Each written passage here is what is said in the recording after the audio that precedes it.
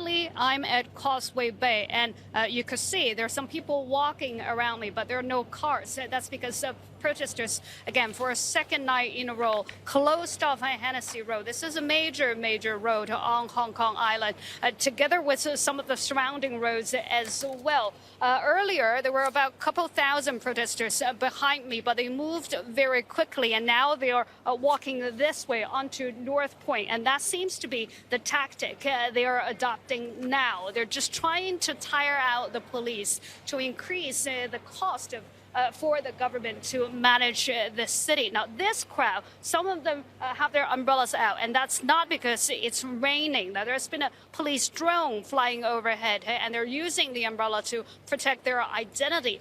The crowd came from Admiralty. That's where they were. The police fired tear gas into them, and that was just one location. This afternoon alone, Hong Kong police has fired tear gas in 4 to 5 neighborhoods, and in response to escalating confrontation from the protesters. The latest we've seen, the report says protesters have set fire to several police stations. So all of this representing a very ugly escalation ever since Chief Executive Carrie Lam gave that press conference earlier today. In fact, that press conference went so poorly. Some of the protesters we spoke to said that they came out after they heard what she said. They're taking issue with the fact that she didn't take any responsibility. She didn't answer any of the 5 demands by protesters.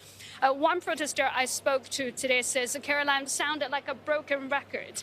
And he also said, even though he cannot endorse everything the protesters are doing, they do seem a little clueless right now. His primary concern is still the government is not doing its job, is not taking responsibility for the situation on the ground.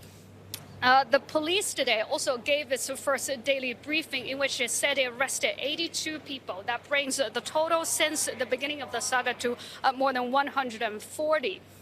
And that really shows you this downward spiral, this escalating violence between protesters and police, because they arrest people, more people get upset. We've seen in the neighborhood of Wangda Xin, local residents have come out 3 days in a row to clash with police.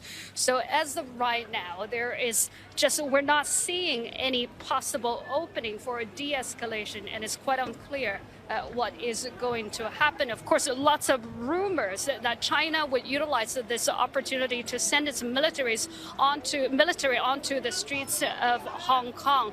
We should say when we go out to talk to protesters, that's not something that's high on their. That's not something they would bring up. And also at the press conference today, Chief Executive Carrie Lam said that speculation is groundless, and she said these rumors are designed to destabilize Hong Kong.